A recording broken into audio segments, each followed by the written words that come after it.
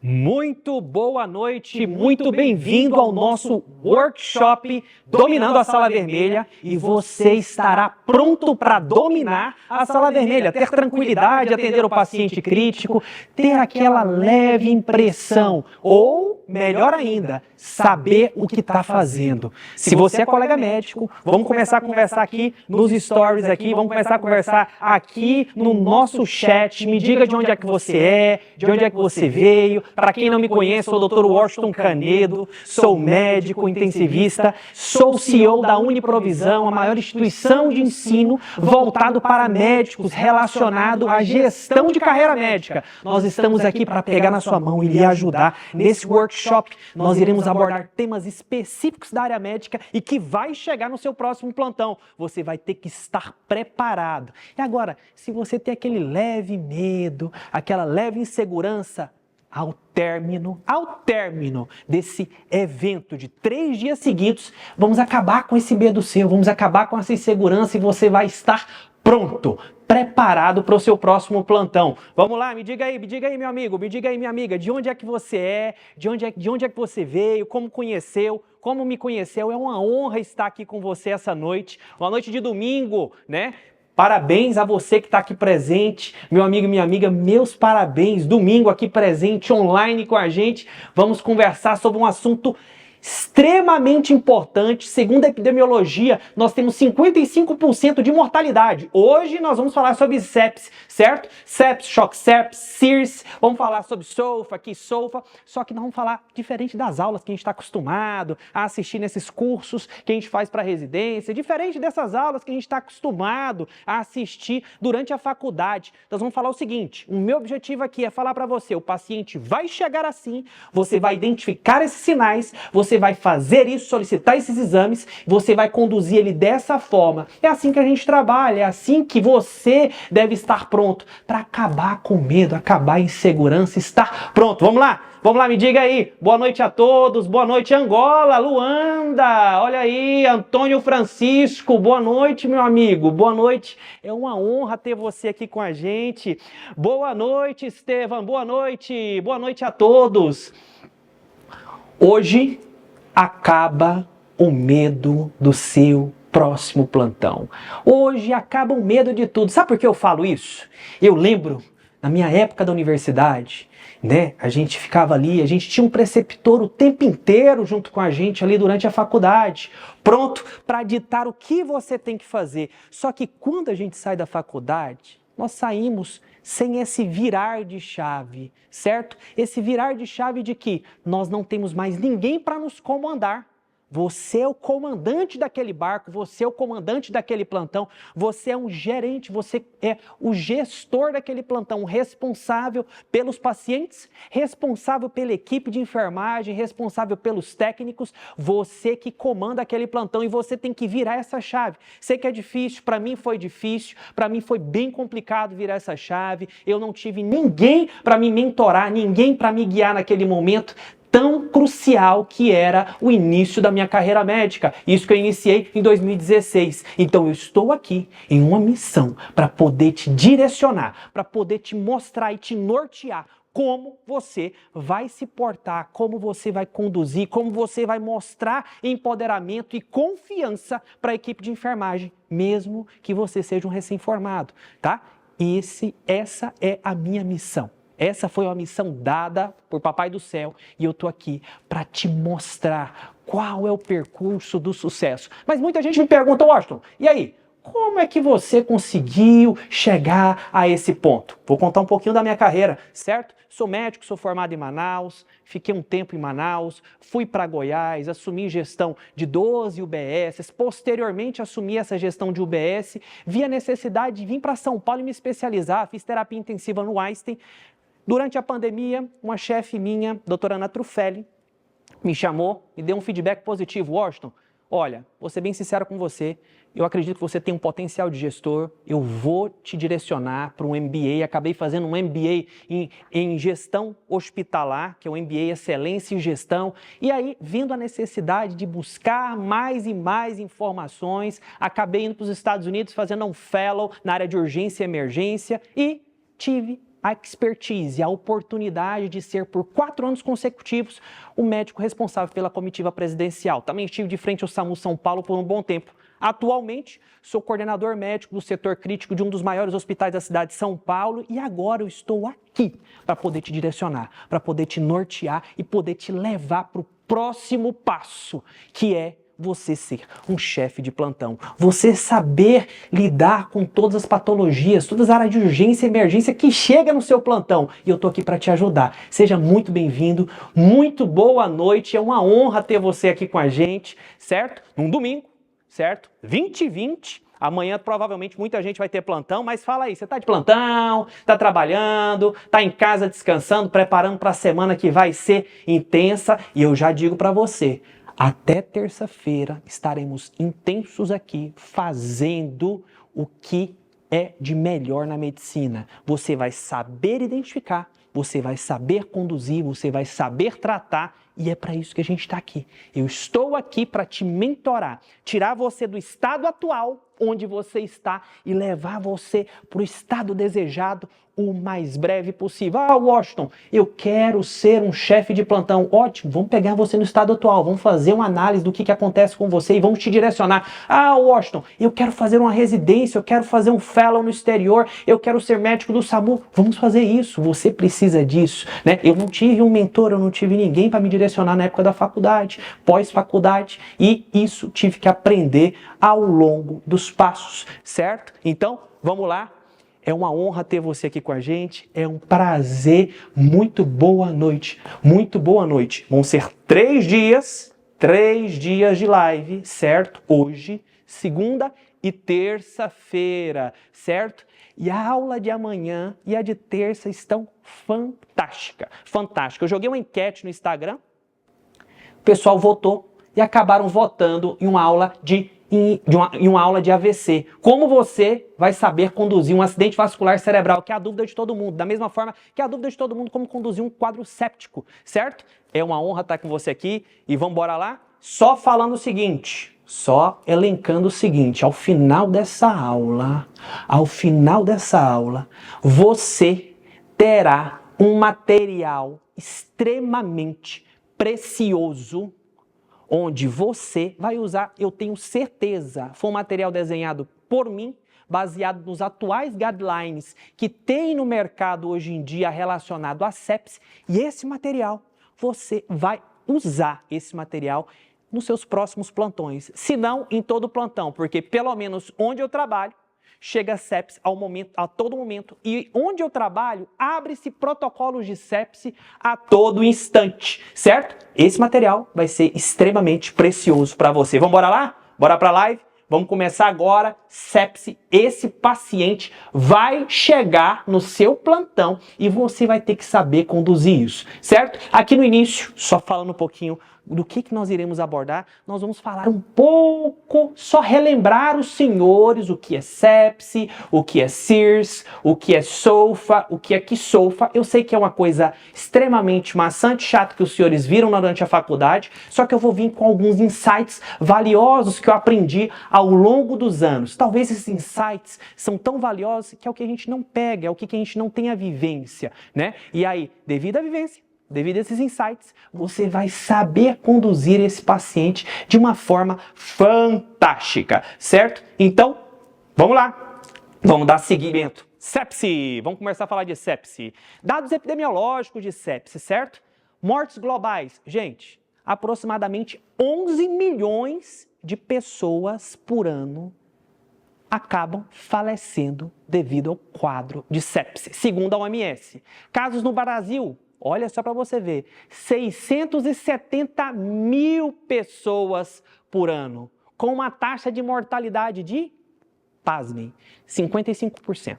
55%. Se a gente falar de uma forma grossa, uma forma bem grossa, ou seja, metade dos pacientes que chegarem no seu hospital e tiverem um diagnóstico de choque séptico, o paciente pode evoluir a óbito. Então, metade dos pacientes. Então, isso é de extrema importância. As lives dessa semana foram de extrema importância com assuntos pontuais que vão chegar no seu plantão, certo? E agora, antes de tudo, chame aquele colega seu que você divide o plantão. Sabe por quê? Porque ele também vai ter que saber conduzir. Pensa, você está de plantão, você sabe conduzir um quadro séptico, você está no seu horário de descanso e o colega vai lá e te chama para conduzir. Então chama aquele colega seu que está nessa live, que está em casa ou que está no plantão, para vir para essa live aqui, porque aí você, vai ficar tranquilo no seu horário de descanso, você vai descansar e não vai ser chamado. Porque pensa em uma situação extremamente chata, é quando você está lá descansando e alguém, doutor, vamos ali que o colega ali não soube entubar. Doutor, bora ali que o colega não soube manejar via aérea. Doutor, vamos embora ali rapidão, doutor. Porque o cara não sabe conduzir ou manejar droga vasoativa. Então, bora pra cima. Agora, me escreve aí. Quem já passou por alguma situação assim? Eu já vou falar, eu sou o primeiro a tacar pedra. Ninguém tá aqui pra julgar nada, tá? Ninguém tá aqui pra julgar nada. Isso aqui é uma live só de colegas profissionais, certo? Eu já passei por uma situação assim, de ser chamado para ir tumbar o paciente. Doutor, vem aqui. E eu conto o pior. Era um quadro de AVC, que é o assunto que a gente vai falar amanhã, certo? O paciente era um AVC hemorrágico, clinicamente, já estava numa ambulância e ia ser transportado com Glasgow 3. Ia ser transportado para um Glasgow 3. A equipe de enfermagem falou, doutor, vamos embora ali rapidinho, só para avaliar um paciente. Eu entubei o paciente dentro da ambulância, eu bati o ombro do colega, eu falei, colega, agora pode levar, tá bom? Então, fala aí, quem já passou por uma situação assim? Eu já passei, com certeza você já passou, né? Aquele famoso colega quebra-mão, né? Vamos embora falar assim, né? O famoso quebra-mão do plantão. Então chama seu colega, não vamos falar que ele quebra-mão, mas chama seu colega aqui pro plantão pra gente poder falar sobre sepse. Bora lá, bora! O objetivo dessa aula, nós temos objetivos nessa aula, a redução de mortalidade nos pacientes, diminuir o tempo de internação hospitalar para você que trabalha no SUS ou para você que trabalha no sistema particular. Redução de quantidade de internação hospitalar é uma qualidade assistencial, redução do custo de tratamento, ou seja, se você diagnosticar um paciente já no início, que começa com ceftriaxona, ou se você manda para a enfermaria esse paciente já começa com antibiótico, esse paciente com certeza não, aquele paciente vai ficar lá cozinhando na sala de emergência, ou vai ficar cozinhando na porta 12, 14, 24 horas, né, e você não tem esse insight que esse paciente pode pensar que é sepse, então fica de olho nisso, tá? Retorno mais rápido do paciente às suas atividades normais, para o seu trabalho laboral, retorno desse paciente para a sua família, melhoria na qualidade de atendimento, isso é importantíssimo, ou seja, você não quer ser considerado o chefe do plantão?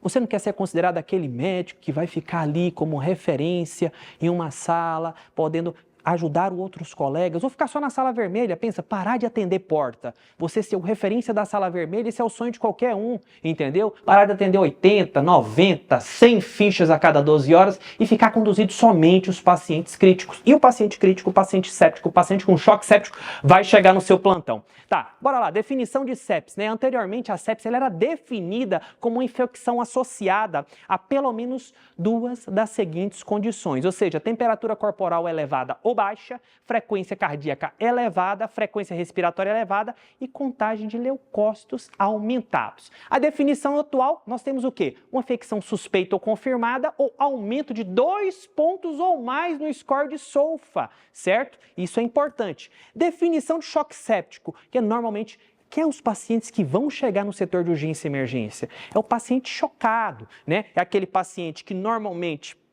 já tinha um estigma de que iria evoluir com a piora clínica, você não, né? O colega, vamos falar você não, você está aqui na live, você não está nesse contexto. O colega prescreveu ali para ele ali um antibiótico, mandou para casa esse paciente, ele já tinha alguns sinais, era um vozinho que tinha comorbidade, ou tinha alguma doença crônica, mandou esse paciente para casa, entendeu? E o paciente voltou para o hospital, voltou hipotenso e ficou grave, rebaixado, mas a definição de choque séptico é o quê? O paciente chegou, você fez expansão volêmica e mesmo assim ele persiste com a pressão arterial sistólica menor que 100 milímetros de mercúrio. Isso é um choque séptico e você vai ter que saber conduzir esse paciente. Você tem que saber conduzir esse paciente, você vai ter que saber usar droga vasoativa, você vai ter que saber antibiótico terapia de amplo espectro, entendeu? Porque você vai perder esse paciente se não agir de uma forma enfática e rápida, certo? E pensa, o desgosto de conversar com a família, o risco que nós vamos ter relacionados há um paciente que evolui a óbito, um risco de um processo ético-médico, um risco de um processo judicial que isso possa se desdobrar. Então, esteja preparado. Pense, pode ser sepsis, pense, pode ser choque séptico e saiba, vamos saber conduzir aqui nessa aula, certo? O objetivo das novas definições, melhorar a precisão e a utilidade clínica do diagnóstico e identificar sepsis e choque séptico com a maior precisão para o tratamento precoce e melhores resultados para o paciente. Vamos embora lá.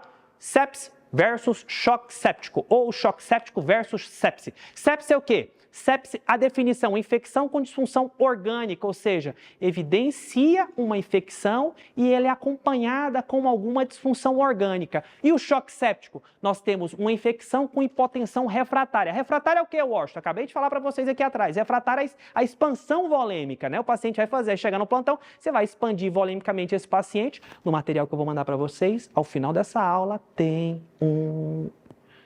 um pulo do gato, em tudo tem esse pulo do gato, ou seja, pulo do gato é o quê? É o que você vai usar na prática diária, é o que você vai consultar ali rápido na sua prática diária. Eu vou falar para você que até hoje eu não consulto, né? Consulta, às vezes dá aquele esquecimento rápido ali, então você tem que ter um ambiente. Nós não somos máquinas, nós não temos um HD externo que acopla aqui, né? Nós somos pessoas, né? A sociedade imagina-se que o médico é detentor de todas as informações, mas isso não existe, certo? Você tem que consultar. E é melhor você consultar no material totalmente didático, totalmente pontual, onde você vai ter confiança e vai saber como conduzir esse paciente, qual antibiótico vai usar, quantas ml por quilograma você vai usar de expansão volêmica nesse paciente. Esse material eu vou devolver para vocês ao final dessa aula, certo? Se liga que já a gente vai contar para vocês como é que você vai fazer para conquistar esse material. Tudo aqui é missão, hein? Você já tem uma missão que você tá aqui com a gente online, hora dessa,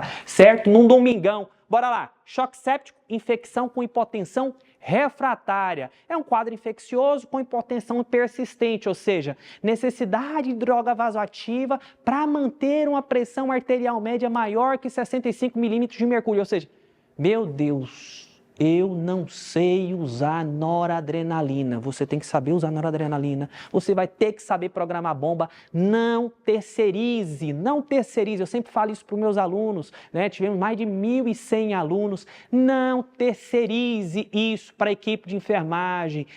Tem um padrão no hospital. Não existe padrão de hospital. Existe guideline, existe ciência, existe coisas escritas. Você deve seguir isso, certo? Aqui no hospital é uma ampola em 200 e não sei quanto de soro. Tá errado. Entendeu? Você tem que estar preparado para isso. Você tem que saber isso, porque o paciente é seu, o CRM é seu, a prescrição é sua e o juiz vai vir atrás. É de você, porque foi você que prescreveu. Bora lá. CIRS versus SOFA. Bora lá. CIRS, gente. CIRS normalmente é o seguinte, o paciente vai chegar no setor de emergência, o paciente crítico vai chegar no hospital. Aquele vozinho que foi para casa, entendeu? Ou aquela menina que foi com amidalite para casa, com antibiótico de base e virou um abscesso amidaliano, que manteve febre, mesmo com orientação que você deixou escrito lá no seu prontuário, que eu tenho certeza que você deixa escrito no seu prontuário, falando assim, se persistir algum sinal e sintoma de febre, mal-estar geral, vômito copioso ou dificuldade de deglutição, busca o hospital imediatamente. Depois de 5 dias que ela está sentindo isso tudo, ela vai buscar o hospital, hipotensa, vai chegar hipotensa, vai chegar com a temperatura de 39 graus, uma frequência cardíaca de 110, uma respiratória vai chegar lá de 23, ou seja, séptica. O CIRS funciona mais o seguinte, ele é um critério que ajuda a identificar o paciente que pode estar desenvolvendo uma resposta inflamatória sistêmica, ou seja, ele é feito mais na triagem, né? A enfermeira, na faculdade, a gente aprende sepse, o global. Só que quando você forma e chega no hospital, primeiro plantão seu, chega a enfermeira com a folhinha verde novamente, fala assim, doutor, o paciente tem critério de sepse, abriu o protocolo de sepse, conduz. Você tem carimbo aqui, por favor? E põe a hora. Isso, às vezes, nós, colegas médicos, eu já tive acontecido isso no início da minha carreira, eu não sabia conduzir isso. Então, você tem que estar preparado para isso. Então, tem que saber isso aqui. Eu só estou explanando e depois a gente vai vir com os insights. Então, normalmente, os CIRS são critérios que vão ser abertos na triagem do paciente, ou seja, na triagem da enfermagem, certo? Ele vai vir lá, é o primeiro tópico depois do nome do paciente, quais foram os critérios que foram usados para abrir esse protocolo de sepse, certo? Temos comentários aqui. Isso, não se usa, com certeza, mas alguns hospitais, eles fazem na triagem, calma, jovem, porque a gente já vai vir mais coisa ali pra frente, calma, tá? Na triagem, alguns hospitais ainda desatualizados, eles usam aquela ficha comum para abrir protocolo de sepsis, normalmente é uma ficha manual, certo? Bora lá. Definições das disfunções orgânicas segundo o ILAS, certo? Ou seja, alteração de consciência, pressão arterial, nós está evidenciando aí para vocês, função respiratória, como tem uma saturação menor que 93, débito urinário menor que 0,3 ml quilograma por hora por mais de 2 horas esse paciente você já admitiu, está na sala de emergência, você já pediu, o pacote sepsis já foi solicitado, você já tem evidência dos laboratórios, eu acredito que você já coletou essa hemocultura e já queimou o antibiótico para esse paciente que segue os padrões, ou seja, se suspeitou de sepsis de foco pulmonar, você vai seguir um antibiótico para foco pulmonar, sepsis de foco urinário, você vai seguir um antibiótico para sepsis de foco urinário, entendeu? De corrente sanguínea você vai seguir, então você vai ter que saber isso, certo? O paciente chegou, solicitou, chegou, colocou o paciente na sala de emergência, monitorizou o paciente, você vai conduzir esse paciente, se tiver com hipotensão, vai fazer expansão volêmica, se for refratariedade, vai ter que ligar droga vasoativa, você vai ter que passar central nesse paciente, ali na sala de emergência. Eu trabalho no interior, eu não tenho isso aí. Meu amigo, nós temos que saber o guideline, nós temos que saber o que nos respalda. Você tem que fazer tudo para o paciente. Tudo para o paciente você vai ter que fazer, certo? Ou seja, se não tiver no seu hospital, descreva no seu prontuário, blinde o seu CRM, isso é de extrema importância, certo? Bilirrubinas, lactato, acima de 2 vezes o limite superior da normalidade do kit de laboratório do seu hospital, certo? Não pegue padrões, cada hospital compra um kit de determinado laboratório e vai rodar. Aqui é acima de 2, aqui é acima de 20, então saiba o valor de referência, se ligue para o valor de referência, principalmente do lactato. Plaqueta e coagulopatias, certo? O critério de Sears, ausente dos sintomas de Sears, não vai excluir um diagnóstico de sepsis. Procedimentos, certo? Na presença de disfunção orgânica sem outras explicações plausíveis, considerar a possibilidade de sepsis, inicie as medidas que eu falei para vocês, preconizadas no pacote de sepsis e vamos lembrar, o tratamento precoce é crucial para a gestão de todo paciente que encontra séptico. Agora vamos falar de SOFA, tá? Sequential Organ Failure Assessment. Tá? Isso aqui é importantíssimo. O objetivo do SOFA é o quê? Avaliar a função de 6 sistemas orgânicos em pacientes com sepse e outras doenças críticas. O que a gente vai avaliar? Sistema respiratório, cardiovascular, hepático, coagulação, renal, neurológico. Ou seja, como é que eu vou avaliar isso? Você vai avaliar mediante exame físico desse paciente associado com exames laboratoriais. Tem que ter uma gasometria no seu hospital. Tem que ter um monitor multimétrico no seu hospital, certo? Washington, não tem. Faça o que for possível e relate o que for necessário no prontuário. O prontuário te blinda. O prontuário te blinda e muito. Eu dou um exemplo para vocês. Recentemente, eu fui apagar um fogo no hospital que eu fui chamado. Topei com a confusão montada com um paciente séptico que estava em uso de noradrenalina 60 ml hora, vasopressina no talo, dobuta, estava extremamente grave. Certamente o paciente ia evoluir a óbito, entendeu? E o que aconteceu? Eu fiz um relato completo, porque olha a gravidade que aconteceu. Olha a gravidade. Quando acabou-se a droga vasoativa, não tinha se feito o alinhamento de expectativa com os familiares sobre uma possibilidade de óbito, sobre uma possibilidade de paliatividade, ou seja, eu tinha acionado a família, eles não tinham chegado ainda, e quando a equipe foi trocar as drogas vasoativas, eles ficaram lá 10, 15 minutos, não conseguiam ligar uma bomba de infusão. Por isso que eu falo, quando você vai começar a dar plantão num lugar, é importante você ir um dia antes. Não é só mais um plantão. É importante você ir um dia antes para você saber o que está acontecendo, para saber qual que é seu monitor, olhar seu carrinho de emergência, olhar o ambiente para você se preparar e não cair lá de paraquedas.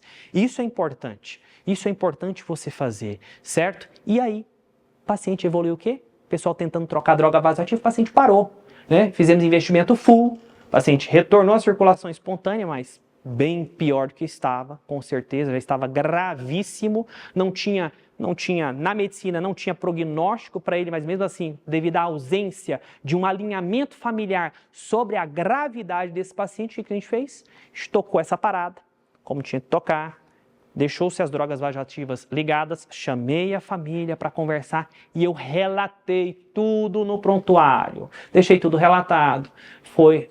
Acabaram-se as drogas vasoativas, a equipe de enfermagem demorou de 15 a 20 minutos para ligar as drogas vasoativas nesse paciente, o paciente evoluiu em parada cardiorrespiratória, foi assistido, deixei tudo relatado, tudo relatado. No final do plantão, recebo uma ligação do diretor do hospital pedindo para eu apagar a minha evolução, pois esse prontuário provavelmente ia dar complicações para o hospital judicialmente. Falei, não vou apagar isso. Não vou apagar porque isso aqui me blinda, porque eu assisti de forma integral e correta o meu paciente. Isso aqui que eu fiz foi me blindar, entendeu? E pronto, virei para as costas, deixei o prontuário montado, tudo certo, fui embora para casa, coloquei minha cabeça no travesseiro, fiquei tranquilo, porque quando eu saí de casa para dar aquele plantão, eu saí para dar aquele plantão e salvar vidas. Isso que eu fiz e deixei tudo relatado. Infelizmente, o paciente evoluiu a óbito. Agora eu queria saber, você já passou por alguma situação parecida como essa, algum possível erro, ou uma situação delicada como essa, de dar uma notícia, de não ter feito um alinhamento adequado com o familiar e o paciente ter evoluído a óbito, e quando a família chega, estava naquela expectativa, que o paciente estava super bem. Então, conta aqui para mim. Você já passou por alguma situação parecida como essa? Isso é importante a gente saber. Não precisa ter medo, não. Eu sei que os colegas médicos, eu também, quando eu entro em live, às vezes eu não queria muito falar, né? Mas bora lá. Às vezes isso acontece comumente nos plantões, principalmente aqueles pacientes, os voos críticos, que têm critério de paliatividade devido à doença crônica, paciente acamado.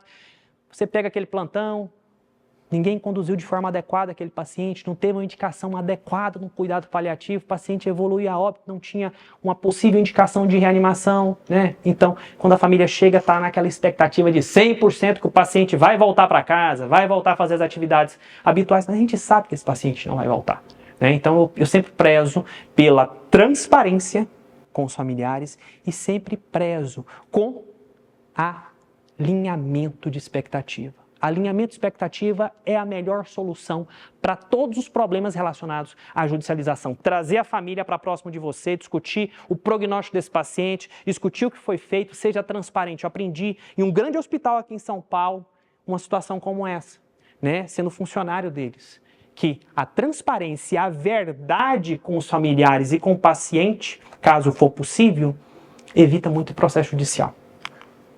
Bora lá, pontuação de cada variável do SOFA, cada pontuação de cada variável é de 2 a 4, certo? Sendo que a maior pontuação pode chegar a 24 e a pontuação maior indica uma maior disfunção orgânica desse paciente.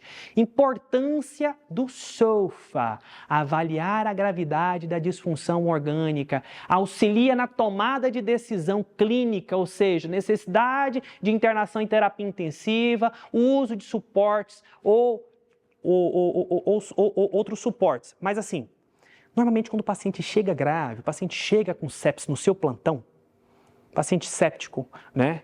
Assim, eu costumo, pelo guideline, fala o quê? Paciente que abriu o protocolo de sepsis é igual terapia intensiva se tiver alguma disfunção. Meu amigo, indica terapia intensiva, não tenha medo. O gestor vai me falar, doutor, não tem leito. Meu amigo, você indicou o que tinha que ser indicado. Agora, pega um paciente que você, primeiramente, mentalmente, você indicou terapia intensiva para esse paciente. E você mande ele para a enfermaria. Esse paciente tem um rebaixamento de consciência, hipotenso, evolui com a parada cardiorrespiratória, tem uma piora clínica, uma debilidade clínica, tem que retornar para o setor de urgência, porque não teve vaga depois na terapia intensiva, esse paciente evoluiu a óbito. Pensa a dor de cabeça, se a família resolve pedir um histórico do prontuário e resolve te processar por isso. Entendeu? A indicação foi sua, não foi do diretor do hospital. Então, blinde o seu CRM. Você ficou 6 anos na faculdade para pegar o seu CRM. Então, esteja preparado, faça como deve ser feito, certo? O médico que vai assinar o prontuário é você. E depois ninguém vai te pagar, ninguém vai pagar os advogados para você, tá bom? Avaliação de disfunção orgânica do paciente.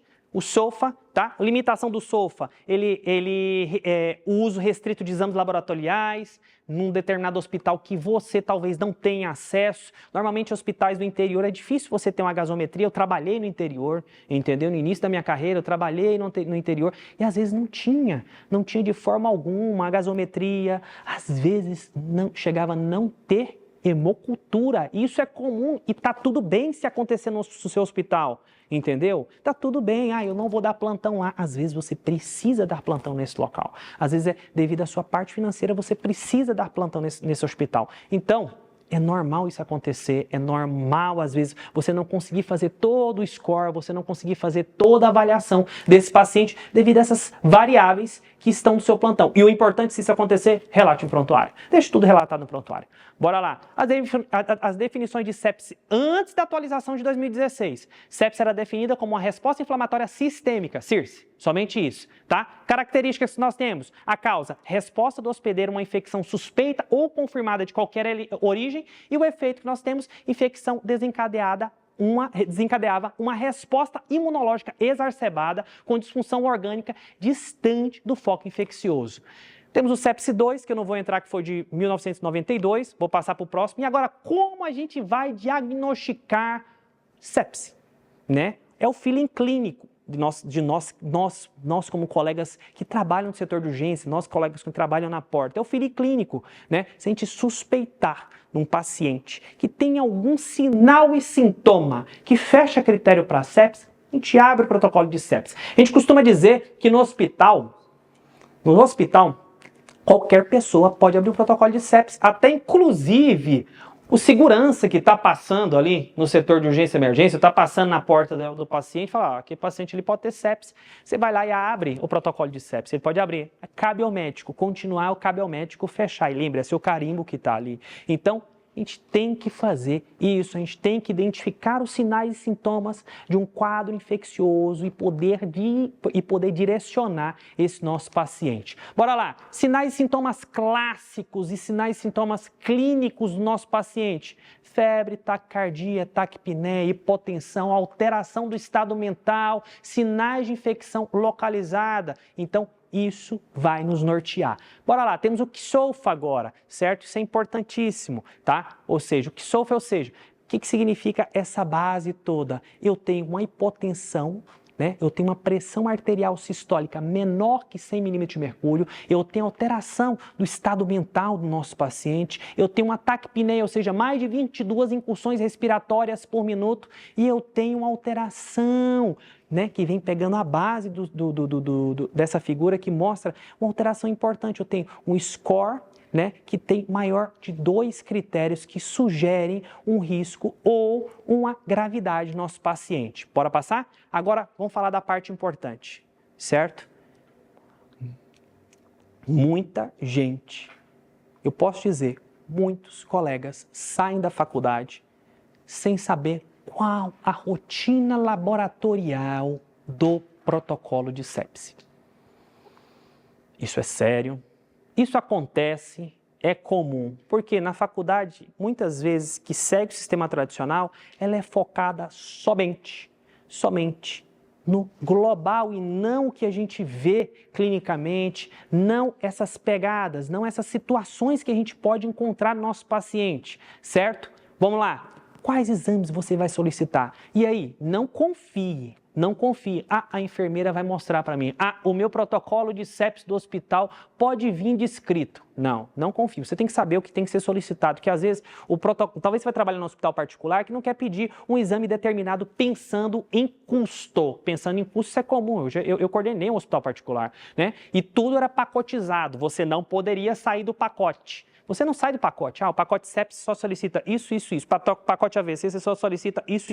E você tem que estar preparado para isso. Tem que estar preparado para isso, porque você tem que solicitar o exame correto e adequado. Quais exames você vai solicitar? Hemograma, ureia, creatinina, sódio, potássio, TP, TTPA, TGO, TGP, PCR, bilirrubinas totais e frações, troponina, gasometria arterial, lactato arterial. Isso é extremamente importante. Vai solicitar hemoculturas Isso é extremamente importante. O diagnóstico precoce e o tratamento imediato são especiais para a melhora e o prognóstico do nosso paciente, certo? Você tem que estar atento sobre isso. E as culturas? Você vai solicitar 2 hemoculturas, aeróbia e anaeróbica. Eu digo recente para vocês. Eu estava apagando um fogo recentemente em um hospital público e não tinha frasco de hemocultura. E chegou um paciente séptico. E aí, o que fazer? O que a gente vai fazer? Não tem frasco de hemocultura? E aí? O que eu peguei? Não era um hospital de receber pacientes e conduzi-los como deve ser conduzido. Era um hospital de entrada, era uma UPAzinha, entendeu? E aí a gente transferiu esse paciente no time adequado. Entendeu? Possivelmente era um paciente com um quadro séptico de foco pulmonar. A ausculta era totalmente favorável, o raio-x do paciente tinha um infiltrado horrível, era um paciente que era acamado há 1 ano devido a um quadro de Alzheimer. Então, tudo fala a favor. A filha falou que há 5 dias antes tinha dado uma sopa para o paciente, era possivelmente uma broncoaspiração, o paciente começou a tossir copiosamente. Então, tem que estar esses feelings ligados. Doutor, aqui não tem, a gente vai queimar antibiótico? Cara, você tem que saber validar. Há quanto tempo eu vou conseguir? Quanto tempo eu vou conseguir transferir esse meu paciente para um centro de maior referência para dar um melhor tratamento? Mas antes disso, relate. Mas que é importante na questão da hemocultura do paciente. Coletar hemocultura e depois ser realizado antibiótico-terapia, certo? Só que lembre disso aqui, pulo do gato. A coleta da urina, que às vezes o paciente está núrico, às vezes o paciente tem que ser sondado, às vezes são N situações, certo? A coleta da urina não deve atrasar a administração do antibiótico, certo? Pensa nisso. Exames de imagem que nós podemos solicitar, raio-x de tórax, tomografia de tórax, para poder permear, para poder te direcionar de uma forma mais agressiva, tá? Por exemplo, beleza, no meu hospital que eu coordeno, eu tenho tomografia. Mas eu tenho raio-x. Às vezes o raio-x demora mais que a tomografia, porque o raio-x, a equipe vai sair de lá, vai levar o raio-x para o setor de urgência e emergência. É melhor eu subir com o meu paciente se ele estiver clinicamente estável e se eu tiver uma segurança para tirar ele da sala de emergência e levá-lo sem risco à vida dele, eu levo ele para o setor de imagem e a gente tomografa esse paciente, certo? Isso é imprescindível. Não colocar em risco o paciente e não colocar em risco o seu CRM, certo? Agora bora lá. Fluxo de atendimento do seu paciente séptico. Bora lá falar sobre isso. Bora lá. Choque séptico. Indicação de todos os casos, terapia intensiva. Washington, no meu hospital não tem terapia intensiva, então você vai deixar relatado isso. Não sei qual estado você é, tem gente da Bahia, eu vi que tem gente de Goiás, tem gente da Angola. Como é que flui no seu estado, como é que flui no seu país, como é que flui no seu hospital, certo? Não tem no do seu estado. Washington, aqui em São Paulo é CROSS, sistema CROSS. Sistema de regulação. Você vai pegar o sistema de regulação, vai descrever tudo da forma adequada. Como encontra-se o seu paciente de forma crítica, você vai descrever tudo e vai solicitar uma vaga. Fala, o paciente encontra-se em sala de emergência, em uso de droga vasoativa se ele estiver usando, paciente com rebaixamento de consciência, intubação orotraqueal e normalmente esse paciente ele deteriora muito rápido. E nós temos alguns critérios, né, que a MIB, né, alguns hospitais pegam os critérios de indicação para terapia intensiva, né, e já existe um manual de indicação de pacientes para terapia intensiva. E na questão do choque séptico é isso, não resposta à expansão volêmica inicial que você fez, score de Mills maior ou igual a 5, instabilidade hemodinâmica, anuia, má perfusão, isso tudo que vocês sabem, entendeu? Um rebaixamento de nível de consciência, certo? Um RAS menor que -2, eu acredito que você já deve estar preparando, você já deve ter entubado esse paciente, porque esse paciente vai evoluir. Se eu não tenho um nível neurológico para manter uma via aérea segura, tem que se intubar esse paciente e você deve saber intubação orotraqueal. Sabe por quê? Porque isso vai chegar no seu plantão. Isso vai chegando no seu plantão. Eu confio no colega que está aqui, eu vou dar plantão, porque já aconteceu isso muito comigo. Eu gosto de dar plantão com o Washington porque ele resolve. Mas e o dia que eu não for para o plantão, você ficar sozinho? Ou o dia que aconteceu alguma coisa comigo, eu chegar atrasado e um paciente crítico chega na sua mão? E aí? Como é que vai ser? Né? Até quando você vai postergar o próximo passo? Então, está na hora de você dar o próximo passo. Está na hora de você pensar que você deve sair da situação atual que você está e ir para a situação desejada. Qual a situação desejada? Saber dominar paciente crítico, porque esse paciente crítico vai chegar. Ah, eu sou médico, eu vou trabalhar em consultório. Meu amigo, no SAMU, eu já atendi parada cardiorrespiratória, só para falar para vocês, na cadeira do dentista. Na cadeira do dentista. Numa clínica de diálise, já atendi parada cardiorrespiratória, o pessoal não sabia conduzir uma parada cardiorrespiratória na clínica de diálise. A coisa mais estranha. E o que é mais estranho, o mais cômico da minha carreira no SAMU, sabe o que foi? Me chamaram para conduzir. Pagaram uma chamada pra gente, pagar o seguinte, para quem tem, espero que tenha essa museira aqui, pagaram uma chamada pra gente, e aí beleza, deram um endereço, era um paciente HIV positivo, chegamos na porta de um hospital, e tava lá, quarto 5, quando a gente chegou, a família chamou a gente para tocar a parada que a equipe tava tocando. Tem cabimento? Então, cara, esteja preparado, esteja pronto, porque é o seguinte, você tem a opção de escolher, atender de forma adequada, de forma correta, qualquer paciente crítico que chega na sua sala de emergência. Porém, infelizmente, o paciente crítico, ele não tem a opção de escolher o médico que vai atender ele. Então esteja preparado, pois o paciente crítico vai bater na sua porta da sala de emergência, certo? E outra, você sabendo conduzir um paciente crítico na sala de emergência, você sendo considerado o chefe de plantão, aquele colega referência da sala de urgência e emergência, com certeza você, me diga aí, o lugar que você trabalha, me comenta aí, chega muito paciente crítico? Pelo menos onde eu trabalho não chega tantos pacientes críticos o tempo inteiro, a porta trabalha muito mais. A porta o tempo inteiro, diarreia 15 dias, eu sei que você está cansado de atender esses pacientes, principalmente segunda, terça, que tem tanto de paciente que vão buscar atestado médico, entendeu? Isso satura o mental, porque você começa a pensar, meu Deus, eu formei, passei 6 anos na faculdade, fiz uma pós-graduação, fiz uma residência, então estou aqui na porta atendendo esse paciente. Então é importante você saber dominar o setor crítico, sabe por quê? Porque você vai ficar o chefe do plantão, você vai pegar só aquele paciente crítico e isso vai te levar a realizar procedimentos médicos, vai te dar mais gosto, mais prazer por estar fazendo isso. Não, nada contra o colega que gosta de atender porta, gosta de atender aquela diarreia 15 dias, mas o paciente crítico, ele vai chegar no seu plantão, ou o colega que estava na sala de emergência, bateu o carro, a mãe faleceu, teve que faltar, ou não está atendendo o telefone, e aí, você vai estar atendendo porta, vai chegar um paciente crítico, você fala, eu não vou atender, você é o único médico que está ali de plantão. Você deve saber atender esse paciente. Bora lá. Droga vasoativa.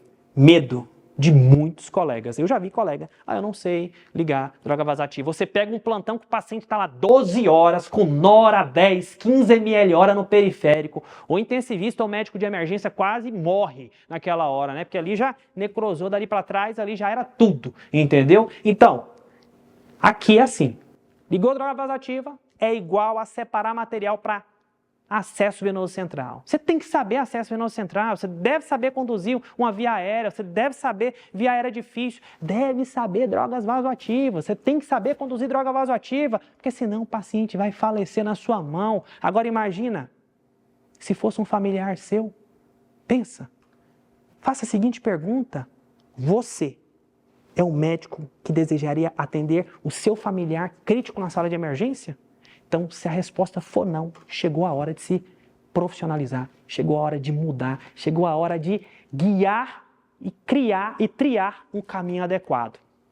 Droga vasoativa. As indicações, uma pressão arterial média menor que 60 milímetros de mercúrio após expansão volêmica inicial. Só para vocês verem, o paciente vai chegar séptico. Se diagnosticou, o paciente está com choque séptico, você já expandiu esse paciente não teve uma melhora da perfusão, não teve uma melhora da pressão arterial dele, você não vai infundir mais soro nesse paciente, você não vai encharcar mais esse paciente, que não vai adiantar, liga mais 1000 de Ringer, liga mais 1000 de soro, não vai adiantar, você vai ter que ligar a droga vasoativa nesse paciente, você vai ter que infundir e vai ter que saber prescrever, e esse material de prescrição de droga vasoativa, prescrição de algumas outras coisas, a gente vai te dar ao final dessa aula, tá? Só tem algumas missões para você poder fazer. Dopamina, não é a primeira escolha que a gente vai usar, mas é usada apenas em bradicardia. Vasopressina, considerar em altas frequências cardíacas ou naquele paciente que está extremamente chocado, com nora lá no talo, como a gente costuma falar, com nora, invasão elevada, então a gente vai associar epinefrina e idobutamina, a gente vai considerar em choque refratário ou disfunção ventricular. Cara, ou disfunção ventricular, ou você conhece a disfunção ventricular, ou você tem um ecocardiograma no seu hospital 24 horas disponível, que acho que são as poucas pessoas que têm isso aqui disponível no seu plantão. Monitoramento desse paciente. As primeiras 6 horas, quais são as variáveis que você deve monitorar? Ou seja, a pressão arterial média, a pressão venosa central desse paciente, a diurese desse paciente deve ser mensurada. O paciente já chega séptico, né, ou choque séptico, né, o mais adequado choque séptico. Se tiver indicação, né, de invasão, invade esse paciente, passa uma sonda vesical nesse paciente, vamos mensurar quanto é que está a diurese desse paciente, certo? Vamos ligar a droga vasoativa nesse paciente, vamos infundir soro se tiver um ecocardiograma, tiver um ultrassom beira-leito, vamos saber fazer isso, gente. Vamos saber fazer, somos todos colegas médicos, temos que saber fazer isso. E redução do lactato de 10 a 20% em 2 horas. Transfusão e correção de acidose. Eu vou falar para vocês, assim, transfusão na sala de emergência, eu nunca vi acontecer essa condução, certo? Normalmente esse paciente ele já vai seguir para a terapia intensiva e lá vão dar esses próximos passos do nosso paciente, né? Mas é considerar quando o paciente tem uma hemoglobina abaixo de 7, a gente transfunde esse paciente. E a correção da questão metabólica do paciente, certo? Verificar quanto é que está o pH do paciente, certo? Fazer a gasometria desse paciente. É importante a gente fazer o ajuste. A gente fala em ajuste metabólico do nosso paciente para que ele possa ter uma melhora acentuada.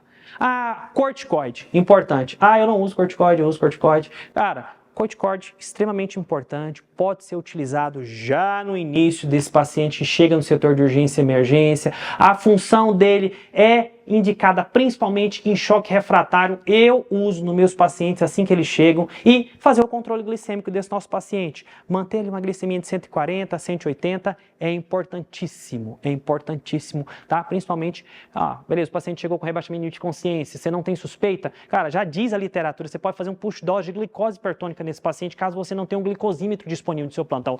Acontecia comigo quando eu trabalhava no início da carreira, às vezes não tinha um glicosímetro no seu plantão, gente. Isso é normal, isso vai acontecer na sua prática médica, pode estar acontecendo atualmente e é isso, hospitais deteriorados que a gente encontra com frequência. E a antibiótico-terapia?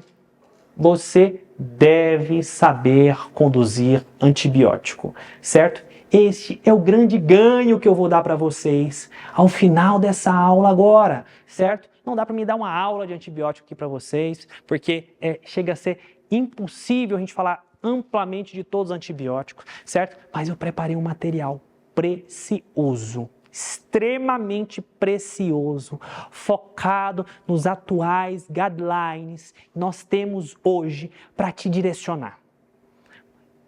Praticamente todos os meus alunos tiveram acesso a esse material, como todo o material que a gente produz, para poder direcionar como conduzir droga vasoativa, como conduzir antibiótico terapia na sala de urgência e emergência, você saber como se preparar. Washington, eu estou indo para o meu plantão, eu já sei como vai chegar meu paciente séptico, já sei os sinais e sintomas, eu já sei como é que eu vou conduzir, eu sei que eu tenho que fazer expansão volêmica se ele tiver com uma pressão arterial média menor que 65, eu sei que esse paciente, se ele não responder, se ele tiver refratariedade da hipotensão após expansão volêmica, eu vou ter que entrar com droga vasoativa, eu vou ter que fazer um acesso venoso central nesse paciente. Então, próximo passo, depois que coletou o laboratório, antibiótico terapia.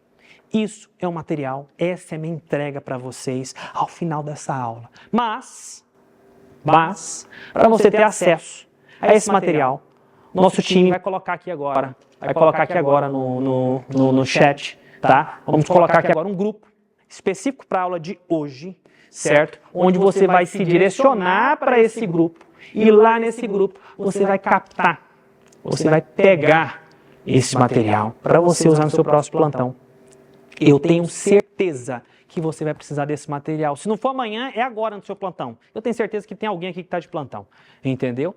Então, e agora, se você tiver alguma dúvida aqui, pode mandar a sua dúvida, seu questionamento. Se você já passou por alguma situação chata no plantão, se você já teve algum conflito familiar, isso é comum, gente. Eu sempre falo, Eu sempre falo, foi algo que eu aprendi no hospital aqui em São Paulo, que eu levo para toda a minha vida e transmito para todos os meus colegas e para todos os meus alunos.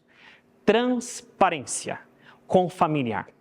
Transparência. Só para vocês terem ideia, um alinhamento de expectativa que eu, Dr. Washington, faço com a família é de 1 hora a 1h30. Eu sento, eu não gasto tempo, eu invisto tempo naquela família. Se eu tenho um paciente grave, você investe tempo, você explica a situação, você traz o prontuário, você imprime os exames laboratoriais, se for possível, você senta na frente do computador, abra na frente do computador deles os exames de imagem. Eles são leigos, eles não sabem, mas mostre, evidencie, isso é importante. E sabe qual que é o melhor depois dessa reunião? Escreva, fiz alinhamento de expectativa, essa é a palavra certa. Alinhei expectativas com familiares tal. O primeiro é filho, o segundo é nora, e expliquei toda a situação clínica. Isso é importante, isso é um achado de extrema importância e você tem que fazer isso no seu próximo plantão. Você vai blindar o seu CRM, você vai blindar a sua prática médica e o melhor de tudo, você vai ter segurança em conduzir um paciente crítico, certo? Já a gente vai entregar para vocês um material extremamente didático, prático. Agora, a aula de amanhã, vou falar para vocês, tá fantástica. Sabe por quê? É algo que também vai chegar no seu plantão. É um paciente, é uma doença crônica que vai chegar no seu plantão e você deve saber conduzir.